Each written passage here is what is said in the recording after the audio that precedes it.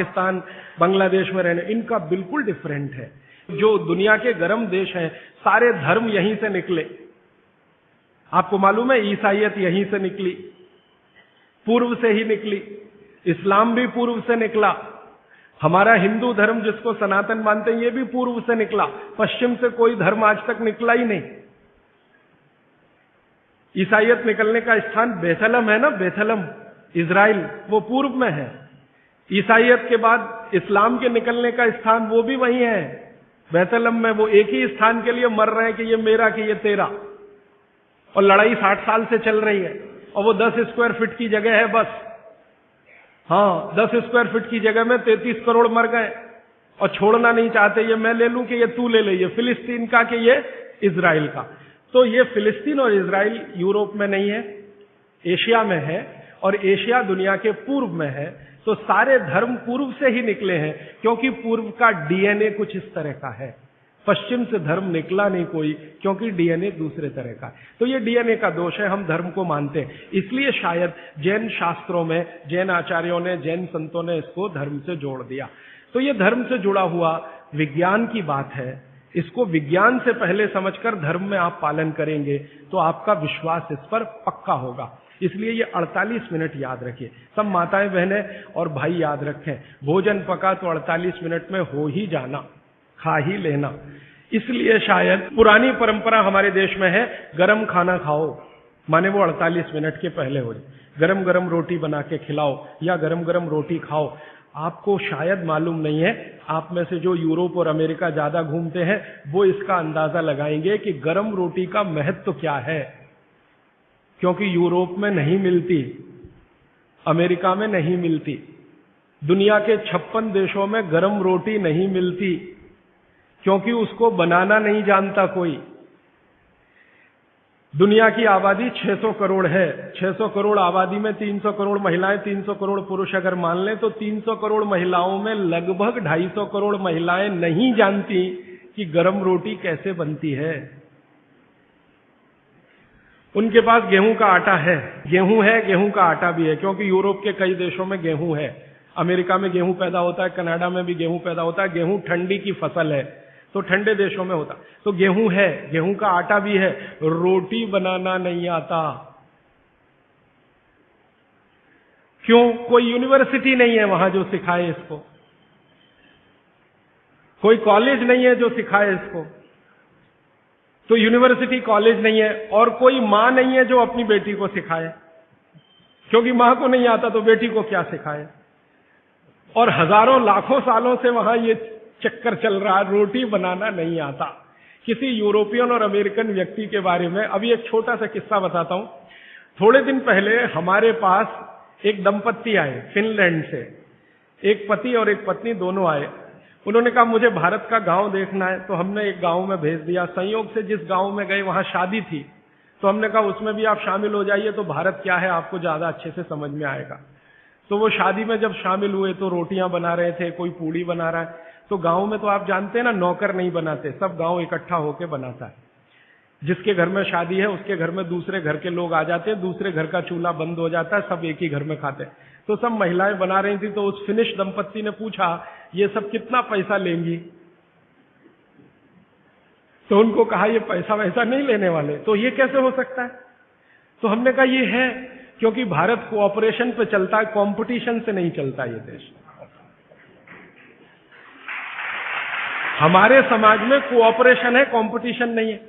तो फिर वो फिनिश दंपत्ति में जो महिला थी वो सबसे ज्यादा इस बात को परेशान थी लेकर कि ये रोटी एकदम गोल बन रही है, 100% गोल।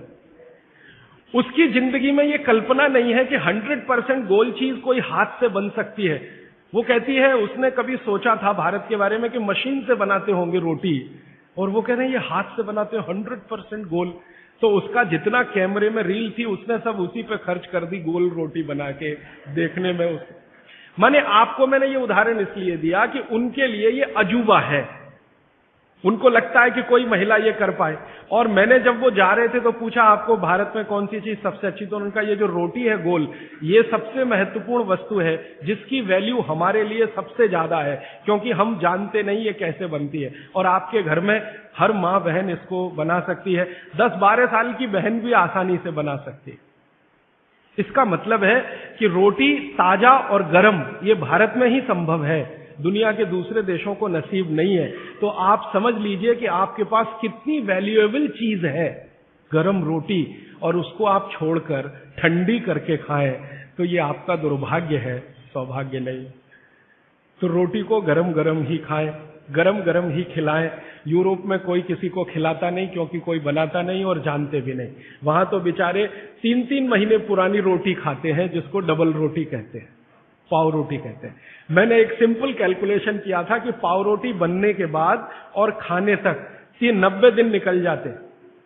अमेरिका और यूरोप में पता है क्या कि गेहूं हर जगह होता नहीं, कुछ जगह होता, तो गेहूं बड़े बड़े ट्रक में भर के वहां तक जाता है जहां गेहूं को पीसने वाली चक्कियां लगी हुई हैं, फ्लोर मिल्स, वहां उनका आटा बनता है। फिर वो आटा ट्रक में भर भर के फिर वहां जाता है, फिर जाकर उससे डबल रोटी बनती है, फिर वो वहां से बनकर कहीं और जाती है, फिर ऐसी चक्कर में 90 दिन निकल जाते हैं।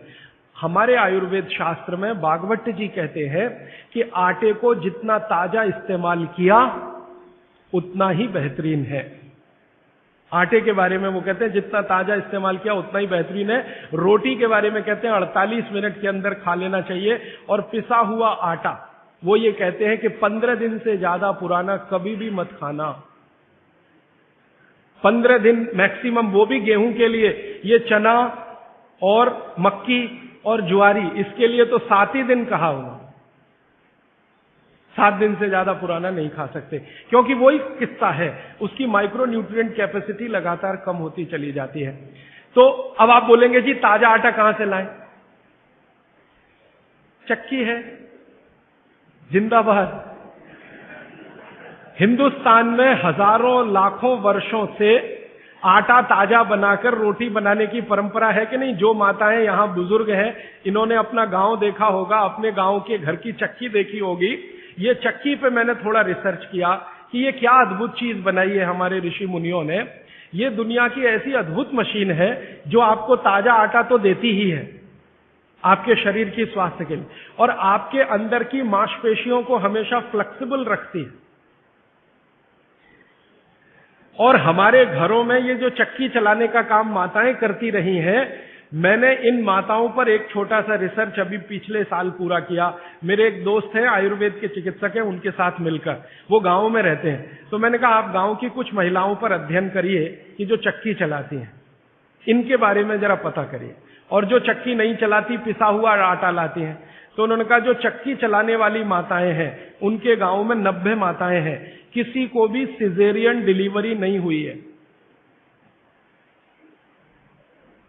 चक्की चलाने वाली माताओं के पैरों में दर्द नहीं है, चक्की चलाने वाली माताओं को कभी भी कंधा नहीं दुख रहा है, गर्दन नहीं दुख रही है, नींद अच्छी आ रही है, डायबिटीज नहीं है, हाइपरटेंशन नहीं है, ब्लड प्रेशर नहीं बढ़ा है, 48-50 बीमारियां नहीं है। और जो माताएं पिसा हुआ आटा ला रही हैं, कैप्टन कुक, आईटीसी का, उनके घरों में डायबिटीज भी है, अर्थराइटिस भी है, हाइपरटेंशन भी है, ये भी है वो। तो मैंने वो वैद्य जी को कहा कि आप क्या मानते हैं ये जो चक्की चलाने वाली माताएं, ये ऐसा क्या विशेष काम कर रही हैं? तो उन्होंने मुझे समझाया, वो मेरे भी समझ में आया, आपको भी समझ। हम जब चक्की चलाते हैं तो एक दिन चला के देखिए तो आपको समझ में आए। सबसे ज्यादा दबाव पेट पे पड़ता है, हाथ पे इतना नहीं है, पेट पे दबाव है।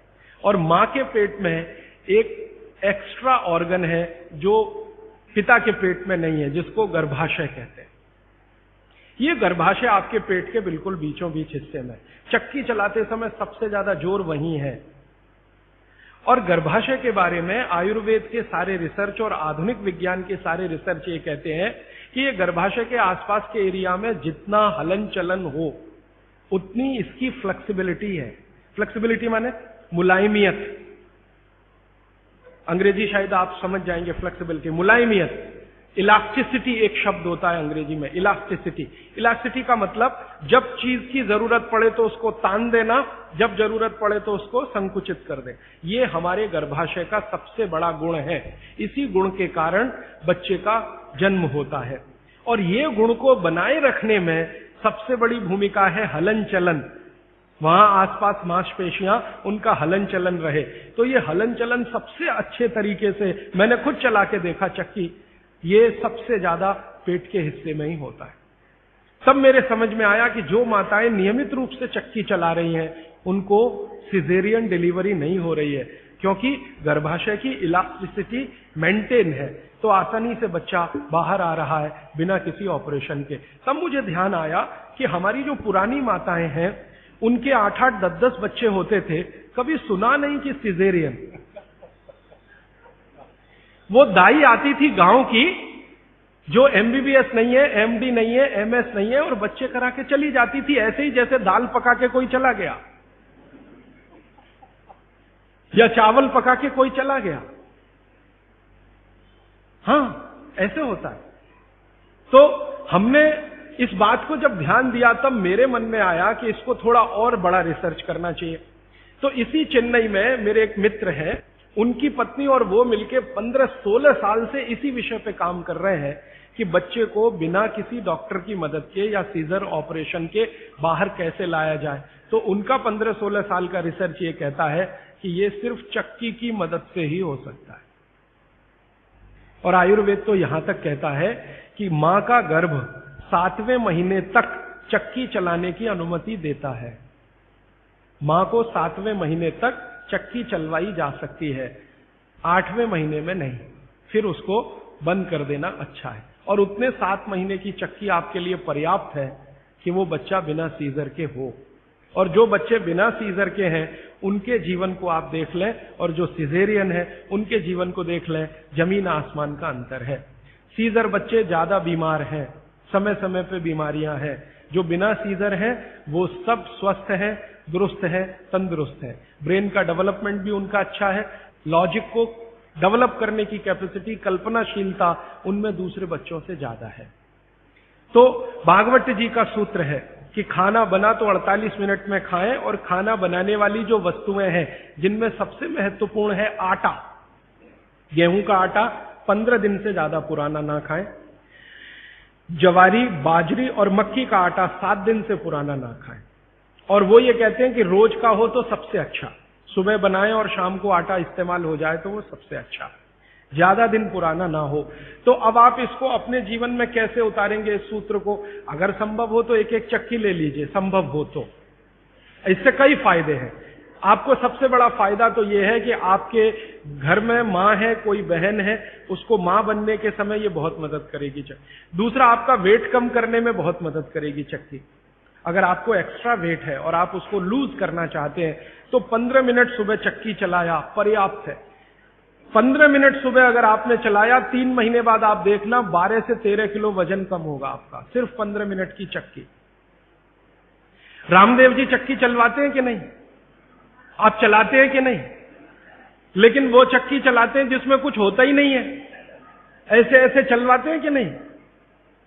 तो असलियत में ही चला लो, कुछ तो आटा तो मिलेगा।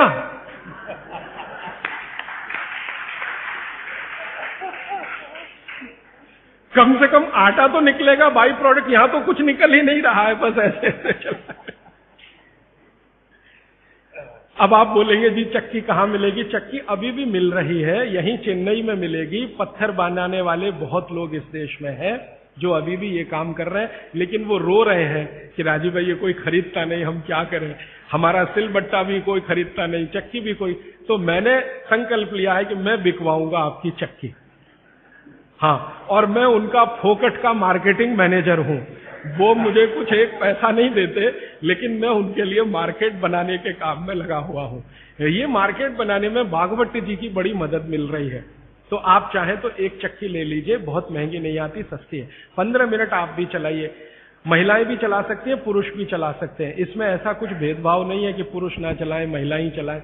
महिला चलाएं तो उनको थोड़ा एक्स्ट्रा गेन है। एक्स्ट्रा गेन माने आपको जो एक्स्ट्रा ऑर्गन है बॉडी में, यूट्रस, वो पुरुष को नहीं है। इसको मदद मिलेगी आपको फ्लेक्सिबल बनाए रहे। और मैं आपको एक बहुत गहरी बात कहने आया, वो माताओं बहनों को विशेष रूप से, उम्र के एक पड़ाव में जब आप 45 वर्ष के आसपास हो जाएंगी, तब आपको गर्भाशय के बहुत सारे कॉम्प्लिकेशन शुरू होंगे।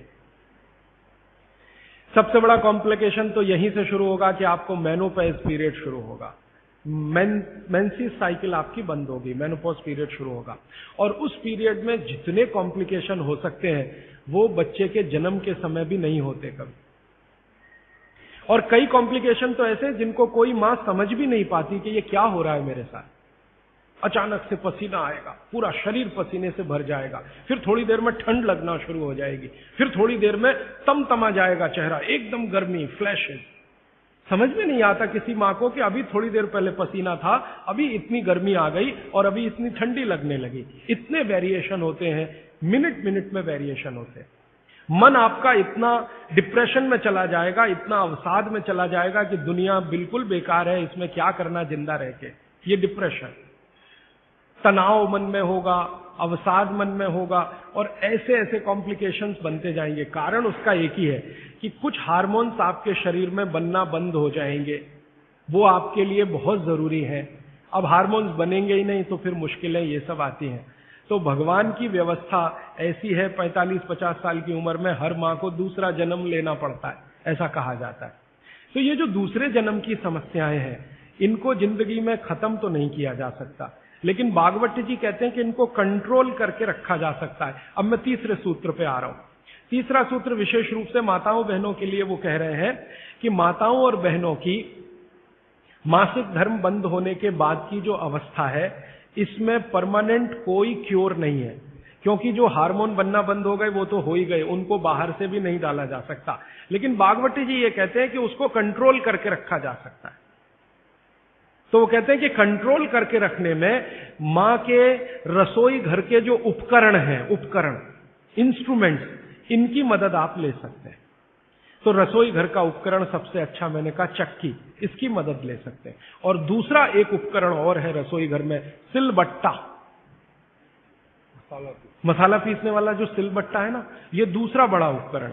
अगर मैंने सिलबट्टा चला के देखा तो इस सिलबट्टे को चलाने में भी सबसे ज्यादा जोर पेट पे ही आता है, चक्की चलाने में भी सबसे ज्यादा जोर पेट पे आ रहा है। तो ऋषि मुनियों ने ये चक्की का आविष्कार जब किया होगा और सिलबट्टे का आविष्कार किया होगा तो किसी मां को ध्यान में रखकर ही किया होगा, ये पक्का है। अब नियमित रूप से आप सिलबट्टा चला रहे हैं और चक्की चला रहे हैं तो यूट्रस के आसपास की जो मांसपेशियां हैं वो हमेशा नरम और मुलायम रहने ही वाली है। तो आपकी जिंदगी के कॉम्प्लिकेशन 45 साल के बाद कम रहने ही वाले हैं। आप उनको दवा खा खा के कम करें तो दवाओं के साइड इफेक्ट्स हैं, ज्यादा दवाओं के साइड इफेक्ट है कि मोटापा बढ़ेगा। एक HRT टेक्निक है, हार्मोन रिप्लेसमेंट थेरेपी, ज्यादातर माताएं उसमें जाती हैं 45-50 साल की उम्र में, हाथ जोड़कर विनती है कि कभी ना जाएं। और अगर आप गए उसमें तो आपके वजन को कोई भी दुनिया का भगवान नहीं बचा सकता बढ़ने से, बढ़ेगा ही। क्योंकि हार्मोन रिप्लेसमेंट थेरेपी में जो मेडिसिन है वो सब मेद बढ़ाने वाली है, मेद माने शरीर में एक्स्ट्रा वेट बढ़ाने वाली। तो आप अगर HRT से बचना चाहते हैं और दवा नहीं खाना चाहते हैं तो 15 मिनट की चलाइए ना सवेरे सवेरे चक्की। 15 मिनट से ज्यादा जरूरत नहीं है। 15 मिनट में जितना गेहूं पिस गया, जितना चना दाल पिस गया, अच्छा है। फिर आप बोलेंगे हमारे यहाँ तो 1-1 घंटे चलाते थे। वहां उस समय शायद लोगों का शरीर भी इतना मजबूत था, तंदुरुस्ती भी इतनी अच्छी थी, घी दूध भी अच्छा खाने को मिलता था, तो वो 1-1, 2-2 घंटे चला सकते थे। आज के समय को ध्यान में रखते हुए 15 से 20 मिनट भी आपने चलाया, या तो सिलबट्टा या तो चक्की, तो जिंदगी आपकी एकदम सुरक्षित और निरोगी रहने वाली है। तो विज्ञान के साथ रसोई सबसे ज्यादा इस देश में जुड़ा हुआ है। तो 3 सूत्र अभी तक मैंने आपको भागवत जी के बता दिए। और इन 3 सूत्रों में एक छोटी सी जानकारी और, कि आप पुरुष भी चाहें तो जिनको पेट अगर बढ़ा हुआ है और आप चाहते हैं कि ये कम हो, तो आप भी 15 मिनट चक्की चला सकते हैं सुबह सुबह। आप भी चाहें तो सिलबट्टे पे चटनी बना सकते हैं। अगर आपने भी चक्की चलाई और सिलबट्टे पे चटनी बनाई तो आपकी चटनी तो बनेगी ही और आटा तो पिसेगा ही, आपका जो पेट है ये अंदर चला जाएगा, जो आपको किसी भी जिम्नेजियम की मदद से नहीं जाएगा।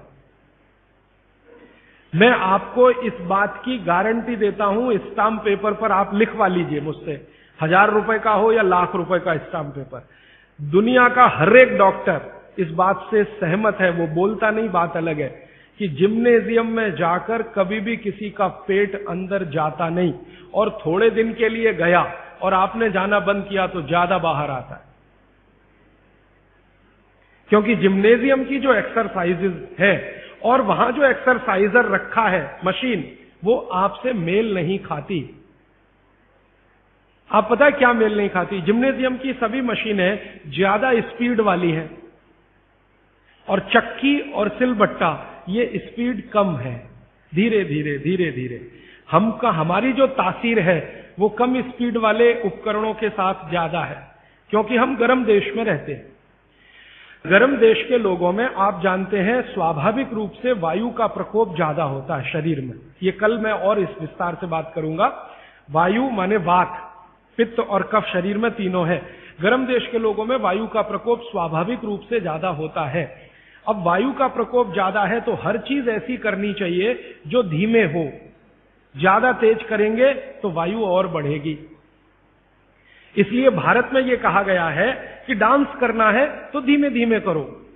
इसलिए यहां के जो डांस है ना, उनके स्टेप्स, जैसे भरतनाट्यम, जैसे कथक, कथकली, ओडिसी, कुचिपुड़ी, ये सब डांस के स्टेप आप देखो स्लो है, स्लो। और यूरोप में बिल्कुल उल्टा है, ठंड बहुत है। ज्यादा ठंड के देशों में क्या होगा कि वायु बिल्कुल उल्टी स्थिति में होती है, बहुत ही कम होती है शरीर में, और पित्त और कफ बहुत बढ़े हुए होते हैं। तो वायु बढ़ानी है उनको पित्त और कफ को समान रखने के लिए, तो हर चीज वो फास्ट करेंगे। उनके डांसेस बहुत फास्ट होंगे। आप देखो रशियन बैले होता है ना, क्या फास्ट स्टेप्स वो करते हैं, क्योंकि वो उनके लिए आवश्यक है। नहीं करेंगे तो मर जाएंगे। तो उनका डांस फास्ट होगा, हमारा स्लो होगा। उनकी हर चीज की स्पीड फास्ट होगी, हमारी स्लो होगी। इसलिए हमने चक्की बनाई, सिलबट्टा बनाया, बैलगाड़ी बनाई, क्योंकि हर चीज हमें स्लो चाहिए। बात हमारा बढ़े नहीं, स्पीड से बात बढ़ता है। ध्यान रखिए इस बात को। बैलगाड़ी क्या है? पहिया ही तो है। मुख्य क्या है? पहिया है ना। तो पहिए का इन्वेंशन सबसे पहले भारत में ही हुआ दुनिया में, लेकिन हमने वो बैलगाड़ी में लगाया, हवाई जहाज में नहीं लगाया। हम भी चाहते तो हवाई जहाज का पहिया बना सकते थे। जिसने सबसे पहला पहिया बनाया दुनिया में, वो हवाई जहाज का भी बना सकता था, लेकिन जरूरत नहीं अपने को जरूरत बैलगाड़ी की ही है, क्योंकि ये स्लो है। स्लो इसलिए कि बैल जो खींच रहा है उसके शरीर को वायु का प्रकोप ना बढ़े। हमारे यहां मनुष्य के लिए जितना सोचा गया, बैल के लिए भी उतना ही सोचा गया, क्योंकि बैल और मनुष्य बराबर है हमारे यहां, अलग नहीं है, हिस्सा है हमारा, परिवार का हिस्सा। तो बैल जब बैलगाड़ी को खींचे, अगर गाड़ी फास्ट है तो बैल को फास्ट दौड़ना पड़ेगा, तो बैल की वायु बढ़ेगी, और वायु बढ़ने से मृत्यु जल्दी होती है। तो बैल ज्यादा दिन तक जीवित रहे, आपका काम करे, इसलिए बैलगाड़ी में स्पीड स्लो रहे, इसलिए बड़ा पहिया बनाया। पहिया जितना बड़ा होगा स्पीड उतनी स्लो होगी, पहिया जितना छोटा होगा स्पीड उतनी ज्यादा होगी। नंबर ऑफ रोटेशंस होंगे ना पर मिनट, जिसको आप RPM, रोटेशंस पर मिनट, जितने ज्यादा होंगे स्पीड उतनी होगी। तो रोटेशन ज्यादा करने के लिए छोटे पहिए ही चाहिए, इसलिए हवाई जहाज में छोटे पहिए हैं। हमको स्पीड ज्यादा करनी ही नहीं है, क्योंकि वात बढ़ाना नहीं है अपने शरीर का, इसलिए हमने बैलगाड़ी का बड़ा पहिया बनाया। अब हमने बैलगाड़ी बनाई तो पिछड़े नहीं है, और उन्होंने हवाई जहाज का पहिया बनाया तो अगड़े नहीं है। उन्होंने अपनी मजबूरी का समाधान करने के लिए बनाया, हमने हमारी मजबूरी का समाधान करने के लिए बनाया। वो जो कहते हैं ना, invention is the mother of necessity. हमारी जरूरत थी कि वात हम कम रखें अपने शरीर में और जानवरों के शरीर में, क्योंकि गर्म देशों में वात वैसे ही बहुत बढ़ता है। तो इसको कम रखने के लिए इसलिए सिलबट्टा है, धीरे धीरे चलता है। और वो जो आपके घर में है मसाला पीसने वाली मशीन, मिक्सी, एकदम फास्ट, ये यूरोप के लिए है, आपके लिए नहीं है। हमारा तो वो धीरे धीरे वाला ही अच्छा है।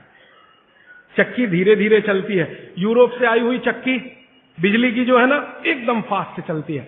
अब मैं जो एक बात कहना चाहता हूं, जो 4 साल से 5 साल से हम कर रहे हैं, हमारा एक केंद्र है, वहां हम चक्की चलाते हैं, उसका नाम है स्वानंद। हमारे सभी केंद्रों का नाम स्वानंद है, हमारा ब्रांड नेम स्वानंद। तो उस केंद्र में हम चक्की चलाते हैं। चक्की चलाकर गेहूं का आटा बनाते हैं, जवारी का आटा और बाजरी का आटा, सब तरह के आटे। और वो आटा के 100 परिवार, 125 परिवार के लोग नियमित रूप से लेके जाते हैं और खाते हैं। वो 100-125 परिवारों का सारा डाटाबेस हमने बनाया है। अब वो 100-125 परिवारों को 4 साल चक्की का आटा खिला खिला के हम पूछते रहते हैं, भाई क्या हो रहा है? तो कहते हैं एसिडिटी खत्म हो गई।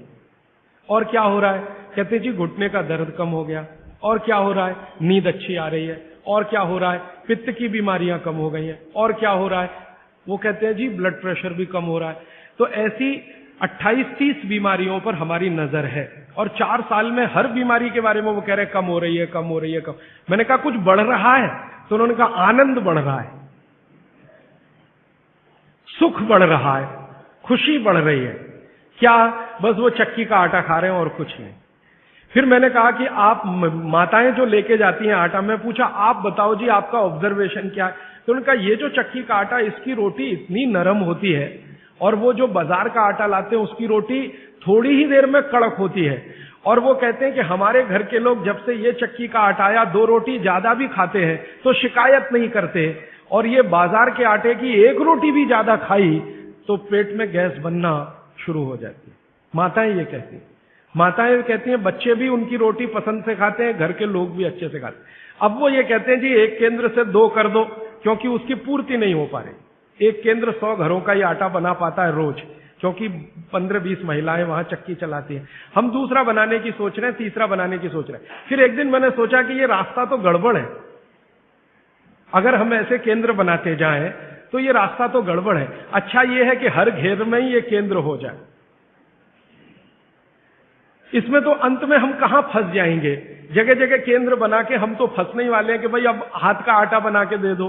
तो ये तो हम बिजनेस में नहीं जाना चाहते। हमारा उद्देश्य ये है कि हर घर में आटा बनाने की चक्की आ जाए, आप भी स्वस्थ रहेंगे, घर भी स्वस्थ रहे। तो वही मेरी आपको विनंती है कि घर में चक्की वापस लाइए और सिलबट्टा भी वापस लाइए। मसाला पीसना है तो उस पर पीसिए, आपको चटनी बनानी है तो उस पर बनाइए। चटनी का स्वाद भी अच्छा होगा और उसके जो सूक्ष्म पोषक तत्व हैं वो भी अच्छे रहें। और एक छोटी सी आखिरी बात, आज के लिए समय हो गया। आखिरी बात यह है, मैं आपको विनम्रता पूर्वक जो कहना आया वो ये कि आपके रसोई में पिछले 20-25 वर्षों में जो बदलाव आया, रसोई में 20-25 वर्षों में, हमारे बीमारियों का सबसे बड़ा कारण वो बदलाव है।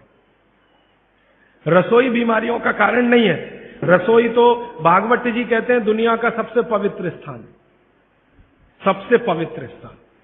लेकिन उसमें बदलाव आ गया। बदलाव क्या आया?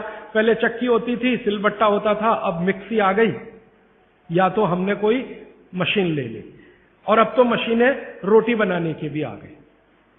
रोटी बनाने की भी मशीन हमने ली। तो रसोई घर में जितनी हमने बदलाव लाया टेक्नोलॉजिकल, ये सब बदलाव ने हमको बीमार बनाया। माताओं को तो ज्यादा बीमार बनाया। मैंने पिछले 20 साल की जितनी रिसर्चेज है रसोई घर से जुड़ी हुई, इन सबको ध्यान से देखा तो पता चला कि हमने विकास के नाम पर अपने ही घर को बीमार बनाने की क्रिया शुरू की है। और रसोई घर में जितनी चीजें हैं उन्होंने महिलाओं का शरीर श्रम घटाया। जैसे वॉशिंग मशीन आ गई, इसने आपका शरीर श्रम घटा दिया। चक्की आ गई, उसने माने बिजली की चक्की आई, उसने आपका शरीर श्रम घटाया। सिलबट्टे का शरीर श्रम आपका घटा मिक्सी के आने से। हर जो चीज आई है, ओवन आया आपके यहाँ, माइक्रोवेव ओवन आया, फिर ये फ्रिज आया, इसने आपका शरीर श्रम घटाया। और शरीर श्रम घटाने के लिए नहीं है। भागवत जी कहते हैं कि शरीर श्रम घटाने की एक ही उम्र है, 60 के बाद। जब आप 60 के हो गए तब आप शरीर श्रम कम करते जाइए। 60 साल तक तो शरीर श्रम कम करने की जरूरत नहीं। 18 से लेकर 60 साल तक शरीर श्रम चाहिए ही,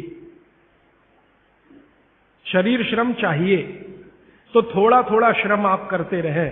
अब तो हमने पोछा लगाने वाला भी मशीन ले आया, झाड़ू लगाने वाला भी मशीन ले आया, रोटी बनाने वाला भी मशीन आ गया, चटनी बनाने वाला भी मशीन आ गया, रोटी को रखने वाला भी मशीन आ गया। अब सब कुछ मशीन आ गया तो आप भी मशीन ही हो जाएंगे। और आप हो गए हैं। पता है मशीन हम कैसे हो गए? जिंदगी का रस चला गया, आनंद चला गया। पहले घरों में काम करते समय जो रस था, आनंद था, वो सब चला गया। कैसे चला गया? मैंने बचपन का मुझे याद है, माताएं बहनें काम करते करते बहुत सारे गीत गाती थी, गीत गाती।